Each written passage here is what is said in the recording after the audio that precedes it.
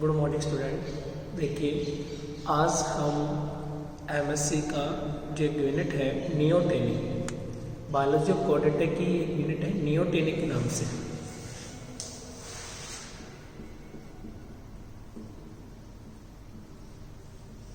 Neoteny, देखो actual में neoteny है क्या?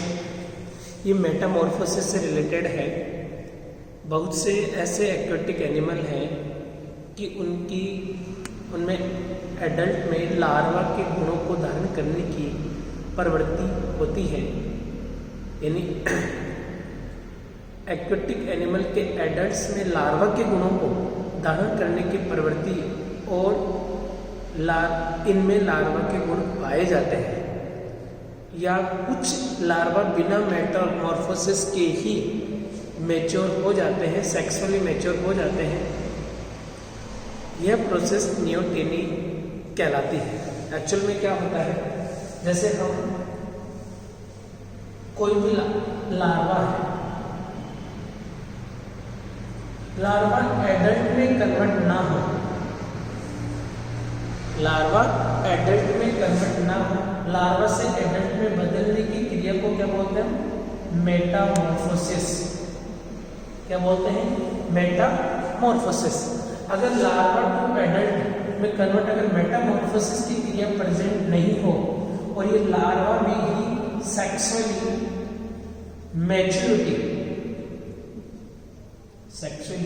मैच्योरिटी उत्पन्न हो जाए, अर्थात अगर वो लार्वा अवस्था में ही एडल्ट के गुण दर्शाने लग जाए, जैसे रिप्रोडक्शन करने लग जाता है, तो उस अवस्था को हम क्या बोलते हैं? नियोटेनी कहते हैं। क्या बोलते हैं? नियोटेनी। अर्थात लार्वल अवस्था एडल्ट अवस्था में न बदलकर इस लार्वल अवस्था में ही सेक्सुअली मैच्योरिटी आ जाती है, लैंगिक परिपक्वता उत्पन्न हो जाती है, अर्थात वो लार्वा अवस्था में ही जनन क्रिया करना प्रारंभ कर देता है, तो उसे हम क्या बोलते हैं? नियोटेनी। उसको किसकी श्रेणी में रखा जाता है? नियोटेनी की श्रेणी में रखा जाता है। नियोटेनी कुछ एनिमल्स ग्रुप में डेवलप तथा इम्पोर्टेंट प्रोसेस होती है, ठीक है ना? ये सभी ग्रुप में, सभी लार्वा में ऐसा नहीं पाया जाता, ठीक है? जब एटमॉस्फेरिक कंडीशन अगर लार्वा के अकॉर्डिंग नहीं है, जैसे लैक ऑफ आयोडीन, यानी जिस इन्वायरमेंट में रह रहे हैं उस इन्वायरमेंट में अगर आयोडीन की कमी है, किसकी कमी है? आयोडीन की कमी है, तो उस कंडीशन के अंदर उसमें मेटामॉर्फोसिस की क्रिया नहीं हो पाती है, और मेटामॉर्फोसिस की क्रिया नहीं होगी तो सीधी सी बात है कि उसमें यानी लार्वल अवस्था में ही सेक्सुअल मैच्योरिटी उत्पन्न हो जाती है। लंबे समय तक वो लार्वा अवस्था में ही बना रहता है और उसमें लार्वा अवस्था में ही जनन की क्रिया प्रारंभ हो जाती है, तो उसे हम क्या बोलते हैं? नियोटेनी की संज्ञा देते हैं, ठीक है? और यदि एटमॉस्फेरिक कंडीशन फेवरेबल हो जाए, अगर एटमॉस्फेरिक कंडीशन में आयोडीन यानी कुछ समय पश्चात अगर एटमॉस्फेरिक कंडीशन अगर ठीक से लागू हो, सही रूप से चालू रहे, यानी वापस बदल जाए, उसके अकॉर्डिंग लार्वा के अकॉर्डिंग अगर बदल जाती है, तो ये लार्वा मेटामॉर्फोसिस की क्रिया के द्वारा किसमें बदल जाता है? एडल्ट में कन्वर्ट हो जाता है। लार्वा से एडल्ट में नहीं बदल रहा, इसका मतलब जिस इन्वायरमेंट में वो रह रहा है वो इन्वायरमेंट उसके लायक नहीं है। अगर उस इन्वायरमेंट को वापस उसके लायक अगर बना दिया जाए, उसके अकॉर्डिंग बना दिया जाए, तो 100% वो लार्वा से एडल्ट में कन्वर्ट हो जाता है, ठीक है?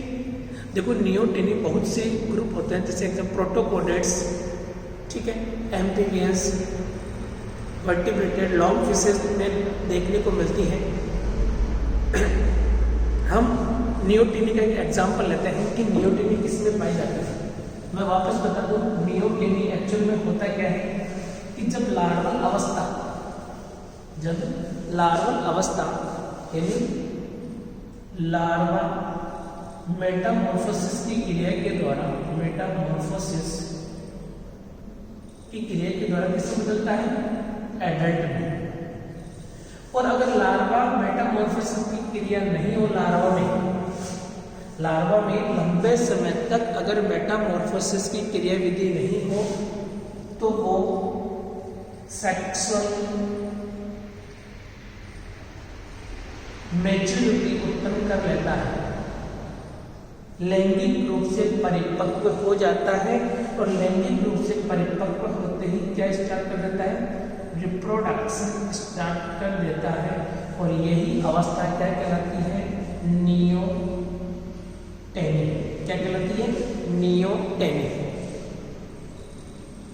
ठीक है ना। अब हम इसका एक एग्जाम्पल पढ़ते हैं एम्फीबिया में। किसमें पढ़ेंगे, एम्फीबिया में।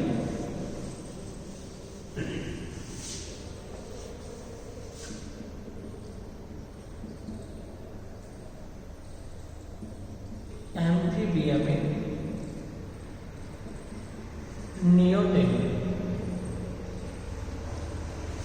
एम्फीबिया नेचुरल रूप से एम्फीबिया क्लास की कई जातियां स्पेशली एम्बाइस्टोमेटेड, ठीक है, वे प्रोटीन यानी इनमें सेलामेंडर, इसमें क्या होता है, सेलामेंडर में नियोटेनी प्रेजेंट होती है। इसमें इसका एक एग्जाम्पल है सेलामेंडर।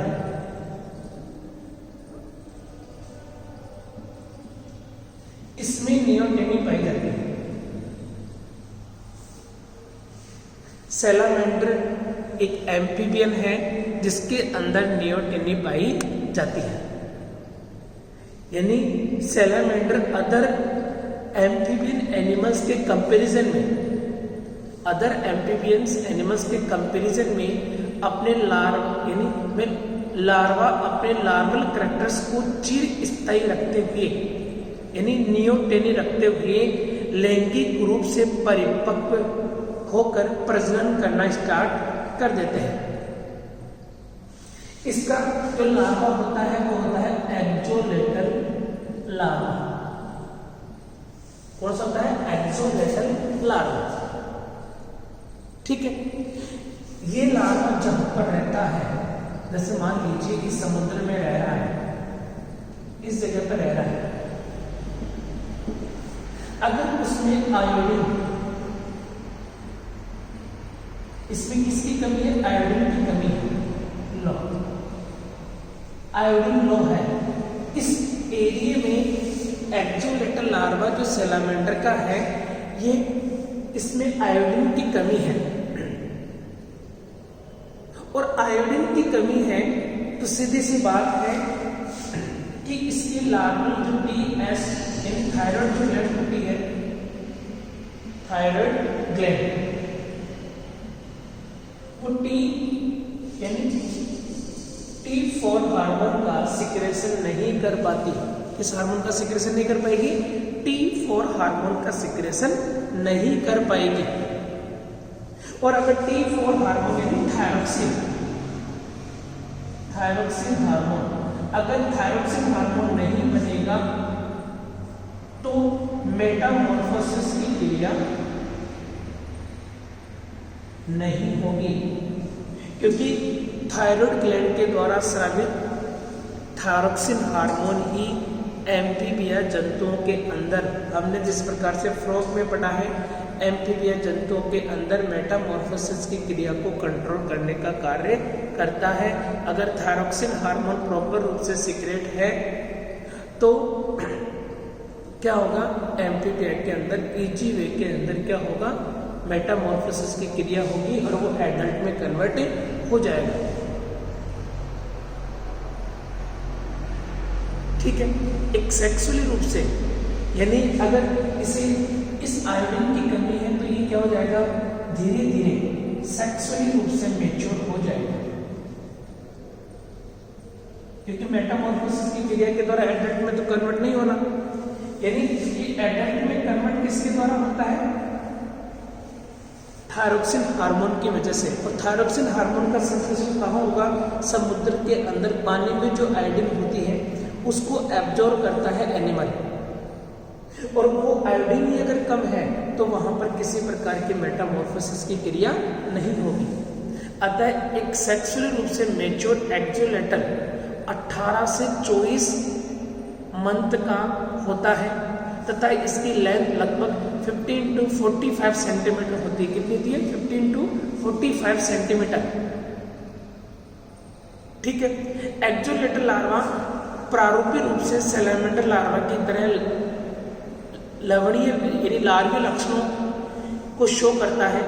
एक्सटर्नल इसमें गिल्स प्रेजेंट होते हैं। इसमें क्या प्रेजेंट होता है? एक्सटर्नल गिल्स इसमें प्रेजेंट होते हैं। ठीक है। क्लोम दरारें इसमें प्रेजेंट होती है। पार्श्व संपीड़ित टेल होती है। हेड से लेकर टेल तक पुच्छे फिन प्रेजेंट होते हैं। इसका हेड चौड़ा होता है। ये सारे इस लार्वा के लक्षण हैं। ये सारे क्या हैं? इस लार्वा के लक्षण प्रेजेंट होते हैं इसके अंदर। देखिए, यानी जिन लार्वा जिन पहाड़ी यानी घाटी क्षेत्रों में यानी जिन जिसे हम बोलते हैं, देखो मैनली रूप से ये कहाँ पर प्रेजेंट होता है, यानी इसकी देखते हैं तो मैक्सिको और न्यूयॉर्क, इसमें मैक्सिको और न्यूयॉर्क से कैलिफोर्निया के जिन पहाड़ी झीलों के अंदर ये पाया जाता है, वहाँ पर उन पहाड़ी के झीलों में आयोडीन की कमी होती है। किसकी कमी होती है? आयोडीन की। और अगर आयोडीन की कमी है तो थायरॉक्सिन हार्मोन का निर्माण नहीं होगा, और थायरॉक्सिन हार्मोन का निर्माण नहीं होगा तो मेटामॉर्फोसिस की क्रिया नहीं होगी, और मेटामॉर्फोसिस की क्रिया नहीं होगी तो ये लार्वा कभी भी एडल्ट सैलमेंडर में कन्वर्ट नहीं होगा। और अगर यदि इस लार्वल स्टेज में यानी अगर ये लॉन्ग टाइम तक लार्वल स्टेज में ही रहता है तो इसमें गोनेड्स डेवलप हो जाते हैं। क्या डेवलप हो जाते हैं? गोनेड्स। ठीक है। और ये एडल्ट की तरह ही रिप्रोडक्शन करने लग जाता है, यानी लार्वा के द्वारा एडल्ट की तरह ही रिप्रोडक्शन करने। ठीक है। और इस टाइप के जनन से लार्वा से लार्वा की ही उत्पत्ति होती है। क्या होती है? लार्वा से ही लार्वा की उत्पत्ति होती है। इसे ही नियोटेनी कहते हैं। ठीक है। अगर मान लीजिए इस लार्वा जिस पानी के अंदर किसकी कमी है? आयोडीन की। अगर हम आर्टिफिशियल तरीके से इसके शरीर में थायरॉक्सिन हार्मोन का इंजेक्शन दें, किसका इंजेक्शन दें? थायरॉक्सिन हार्मोन का इंजेक्शन दें तो मेटामॉर्फोसिस आर्टिफिशियल भी हम करा सकते हैं। ठीक है ना। अतः इन एनिमल्स के अंदर थायरॉक्सिन हार्मोन का संश्लेषण होना जरूरी है, और थायरॉक्सिन हार्मोन का संश्लेषण होता है थायराइड ग्लैंड के इस पार्ट से सिक्रेटेड TSH हार्मोन के निर्देश में। ये क्या करता है? थायराइड ग्लैंड के ऊपर जाकर वर्क करता है, और जिससे क्या होता है? T3 और T4 हार्मोन का संश्लेषण बढ़ता है। अब ये काम तो कर रहा है यहाँ पे TSH, लेकिन T4 जिसे हम थायरॉक्सिन हार्मोन कहते हैं, उसके संश्लेषण के लिए आयोडीन की जरूरी होती है। आयोडीन की जरूरत होती है, और वो आयोडीन कहाँ पर मिलता है? जिस एनवायरनमेंट में वो रह रहा है। जैसे हम हैं, हमारे में साल्ट के मिक्स के अंदर आयोडीन जाती है। अगर हम आयोडीन ही नहीं लेंगे तो थायरॉक्सिन हार्मोन का ही संश्लेषण नहीं होगा। पिट्यूटरी ग्लैंड कितनी एक्टिवेट हो। तो यहाँ पर क्या होता है? जिस एनवायरनमेंट में ये लार्वा रहता है उस एनवायरनमेंट में ही ऑलरेडी आयोडीन की कमी होती है। अतः लार्वा के अंदर थायरॉक्सिन हार्मोन का संश्लेषण नहीं होता, और अगर थायरॉक्सिन हार्मोन का संश्लेषण नहीं होता है तो 101% क्या होगा? लार्वा के अंदर मेटामॉर्फोसिस की क्रिया नहीं होगी, और मेटामॉर्फोसिस की क्रिया नहीं होगी तो वो कभी भी लार्वा से एडल्ट में कन्वर्ट नहीं होगा। और लंबे समय तक अगर वो लार्वा अवस्था में ही बना रहता है तो उसके अंदर गोनेड्स डेवलप हो जाते हैं, और वो एडल्ट की तरह ही लार्वल अवस्था में रिप्रोडक्शन करना स्टार्ट कर देता है, जिसे हम नियोटेनी कहते हैं। अगर हम उस लार्वल स्टेज के अंदर अगर थायरॉक्सिन हार्मोन को आर्टिफिशियल कंडीशन में उसके शरीर में इंजेक्ट कर दिया जाए तो वो ऑटोमेटिकली वापस मेटामॉर्फोसिस की क्रिया स्टार्ट कर देगा और वो एडल्ट में कन्वर्ट हो जाता है। ठीक है, तो ये इस प्रकार से हमारा जो नियोटेनी जो चैप्टर है उसके अंदर हम एमपीबीआई में नियोटेनी पढ़ते हैं। इसका एग्जाम्पल लेंगे हम सैलामेंडर, और सैलामेंडर का जो लार्वा होता है उसे बोलते हैं एक्जोलेटल लार्वा।